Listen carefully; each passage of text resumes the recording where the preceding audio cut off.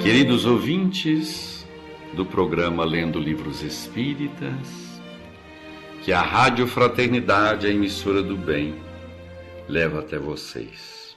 Aqui estamos para continuar a leitura do livro Cavaleiro de Lumieres, onde a história de Berthe de Sommerville, antigamente Carolina, e Henri Lumieres, que fora em outra existência Luiz de Narbonne, aqui continua através de mais uma peregrinação na Terra. Mais uma reencarnação que, ao que tudo indica, será perdida e eles terão que ter novas reencarnações de muito sofrimento. No capítulo 3º da segunda parte, vamos ler a intrigante do século XVI. Recordam-se que nós encerramos o capítulo anterior quando Henri de Lumieres consegue, usando de um ardil, de um subterfúgio, entrar no palácio de Pracontal, aonde se encontrou com Berthe, sua esposa fugitiva que fugira com o primo Luiz Frederic. E então, frente a frente, estava Henri e Berthe. Ela deixou-se cair o reposteiro que ele havia levantado para passar. E quando Luciene, entregada, saía da sala para espionar na antecâmara, ele caminhou para Berthe e falou-lhe com ódio nas expressões: finalmente encontro-te desditada, e vais-me agora pagar o ultraje com que me feriste. Tomou-lhe um dos punhos e apertou-os com força enquanto falava, pois a jovem, colhida de surpresa, ainda não voltara a si do espanto e, desorientada, não encontrava ação para responder, nem forças com que se furtara a sua violência. No entanto, ele prosseguia, traindo a mágoa imensa que o torturava. Infame, covarde perjura, onde está o teu amante? Quero matá-lo primeiro à tua vista e matar-te depois, como se mata uma miserável cadeia. Berthe irritou-se, e aquele palavreado grosseiro que ela nunca suportara na aldeia chocou-lhe a delicadeza dos ouvidos já habituados ao fraseado polido dos salões. Ela era intrépida e nunca temera Henri. Refez-se do susto e, medindo o perigo que corria em presença daquele marido vingador, calculou que urgia ardir com intrepidez e arriscar-se às suas iras para vencê-lo. Berthe não ignorava o império que sempre exercera sobre ele, desde a infância, e com a rapidez que respondia pela fertilidade da sua imaginação, deduziu das expressões do esposo: ele ama-me, um amor como o dele não se extingue jamais. Se ele não me amasse, limitar-se-ia a esquecer-me.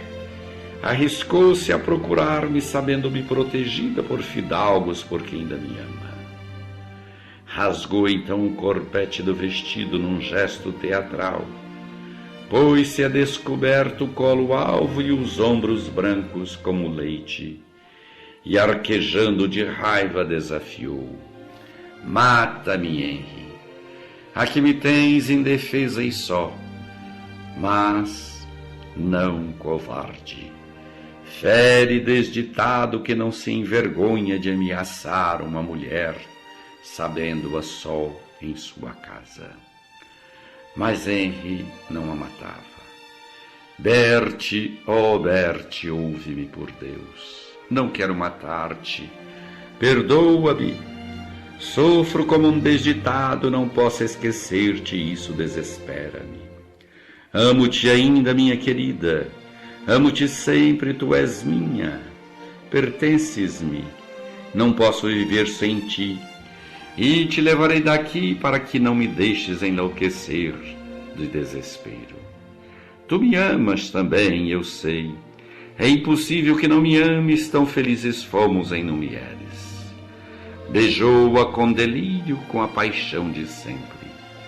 E então, penalizada, abraçou também, beijou com ternura e compaixão, acariciou-lhe os cabelos sem poder raciocinar, como iria se desvencilhar do pobre abandonado. Porque segui-lo seria reatar o passado, viver novamente a seu lado, na obscuridade do seu nome plebeu, entre aldeões e pastores da sua quinta longínqua e triste. Oh não, era impossível, preferia morrer. Mas, pela madrugada, Henri ainda se encontrava no Palácio Stannisburg. Passara a noite com a esposa, não consentindo em deixá-la. Fora necessário aberte toda a sua arte de sedução, para acalmar o marido e forçá-lo a entender-se com ela nos termos normais.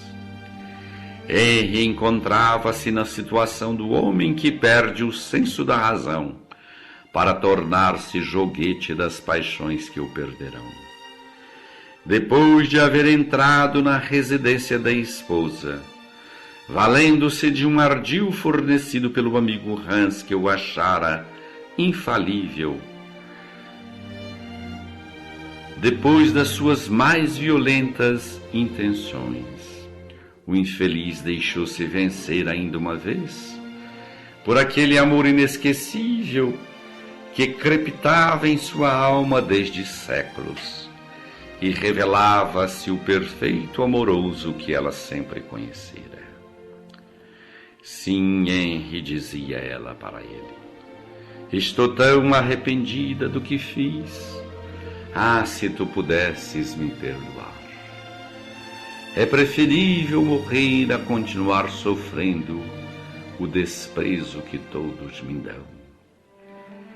Mas o esposo ouvia em silêncio, sem dar crédito ao palavreado que ouvia. Ah, minha cara, não me parece sofredora. Encontro-te bem instalada, rodeada de luxo, com excelente aparência. Por que mentes assim? Luís não poderia senão tratar-te com apreço e consideração. Esqueces que conheço-o desde a infância? Sim, na verdade ele foi amável, mas agora vês, ele se diverte, é convidado para todas as partidas, caçadas, mas jamais me permite acompanhá-lo. Henri não pôde mais conter-se. Afastou-a de si, pegou-lhe um dos ombros, mantendo afastada, e exclamou raivoso: mentes, infame! Vives com a harpa na mão a cantar, e ainda anteontem houve aqui um sarau em tua honra. Uma risada interrompeu. Notou que Bertie parecia nervosa ao retrucar. Este luxo que eu tenho, ah, meu pobre Henri, não devo ao meu magnânimo primo, mas à bondade do conde de Pracontal, que me considera, que se penaliza da minha sorte, não deseja ver-me sofrer privações, porque seria descaridoso para com seu intendente. Sim, Henri, Luís é um miserável e só não me expulsa porque necessita de mim para modelo dos quadros que pinta. Disseste que o conde te considera, o conde Pracontal? Certamente que ele te ama. Creio que sim, e Luís sabe, e fomenta essa atração, pois é o maior devedor do conde. Chega a convidá-lo para ver-me posar para os seus quadros. Ah, minha querida, não creio numa só palavra que dizes, mas vou investigar. Bertie empalideceu a custo e estremeceu entre os braços do esposo, aterrorizada com as expressões ouvidas, e já arrependida da trama, que começava a tecer a fim de se desvencilhar dele. Pôs-se então a chorar abraçada ao marido, sucumbida e humilhada. Mas Henri parecia ainda duvidar, e acariciando-lhe os louros anéis do cabelo, disse pausadamente: "Ah, minha Berthe, não sabes quanto sofro. Eu preferia ter te visto morrer a ter traído, ou a ser traído dessa forma. Não posso viver sem ti. Desejando-te como louco, não desejaria também viver mais contigo. Fizeste de mim um desditado. Hei de matar-te, hei de matar-me a mim mesmo para furtar ao suplício de amar-te e detestar-te ao mesmo tempo. Eu, na verdade, é que sou desditada, Henri. Todos me desprezam, até mesmo tu. E dizer-te que eu tinha intenção de enviar Lucienne Numières para pedir o teu auxílio. Pois pensaste em mim para socorrer-te? Sim, meu Henri. Em quem eu pensaria mais? Pensei que me amasse e perdoasses o erro de que tanto me arrependo. Pois então não te amo, minha querida. Oh, sim, eu te perdoarei, eu te socorrerei. Vem comigo, voltemos para Numières. Vem. Não, vou fazer diferente. Pedirei socorro ao coronel de Guzman. Iremos para a Itália, para a França. Porei minha espada a serviço de algum nobre militar italiano ou a serviço do rei da França, como está projetado. Poderemos ser felizes ainda, minha querida. Teremos filhos, havemos de criá-los. Eu te amo. E eu te perdoo. Nada mais quero senão perdoar-te, minha Berthe. Combinaram que ele falaria naquele mesmo dia ao Sr. de Guzman, pedindo o auxílio de uma escolta que os acompanhasse à Itália ou à França, e recomendações para um fidalgo de nomeada. Depois veriam o que fariam ainda. Não faltaria em Itália quem necessitasse dos serviços de um homem de armas do seu valor. Ambos possuíam recursos. Um portador iria a Numières com uma carta narrando a pai Arnaud o acontecimento e pedindo que enviassem recursos a Olivier, para este, por sua vez, enviá-los a Henri, onde estivesse, após fixar-se em um endereço certo, e enviar um mensageiro a Bruges com notícias detalhadas, pois deveriam partir imediatamente, aproveitando a ausência de Louis e de Ferdinand. Tudo estava combinado. Henri parecia ter se reanimado, partindo pela manhã a fim de se entender com Olivier. Este era generoso, compreenderia a situação e auxiliaria o recomendado de seu velho amigo Ambrosini. Berthe dispôs-se a preparar a bagagem para a viagem. Não poderia deixar de carregar algumas roupas e as joias que possuía. Henri concordou e saiu, a fim de tomar as necessárias providências. Eram 8 da manhã. Haviam passado a noite toda juntos. E Henri saiu dali certo de que havia novamente reconquistado o amor da esposa, e que eles agora, pensava Henri, viveriam felizes durante muito tempo. A sua amada Berthe voltava agora para os seus braços. Ele se sentia feliz e amado. Mas será que realmente Berti voltaria para ele? Será que Berti iria renunciar à segurança, ao amor, às prerrogativas da corte, daqueles senhores feudais, daqueles senhores da corte que gozavam de favores e que dava favores a ela através de Luís?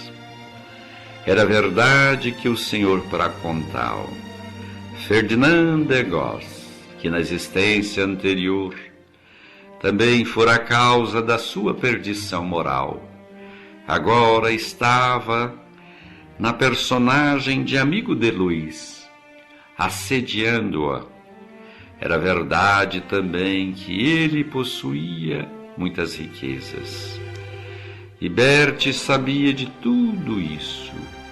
E, infelizmente, o seu caráter, o seu devaneio, talvez não fosse lhe permitir retornar aos braços de Henri.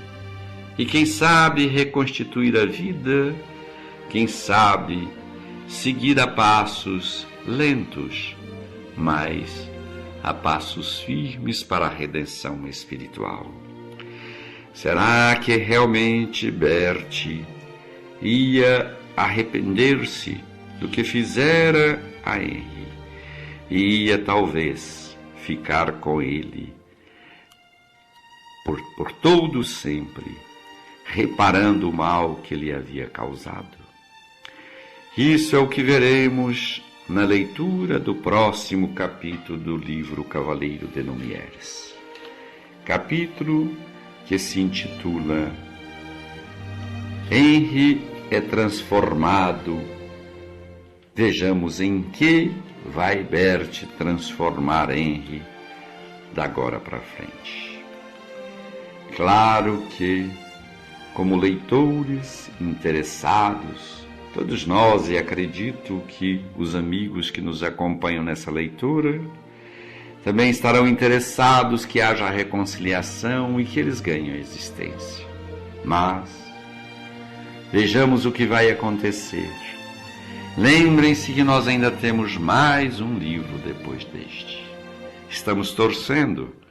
Apesar de já ter acontecido o que aconteceu, não vamos mudar o curso da história, mas ficaremos torcendo à guisa, como se fôssemos aqueles leitores que realmente torcem por seus heróis, por seus personagens. Que Jesus, na sua infinita bondade, no seu amor, na sua misericórdia, possa continuar nos amparando, para que nós, diferentemente do que está acontecendo, pelo menos até agora, com Berti de Somerville, possamos buscar a nossa redenção através de ações e trabalhos realizados no campo do bem, dentro da moralidade e dentro dos princípios cristãos, e especialmente dos princípios renovadores da doutrina espírita. Muita paz, que Jesus nos abençoe e nos dê sempre a sua proteção que tanto precisamos.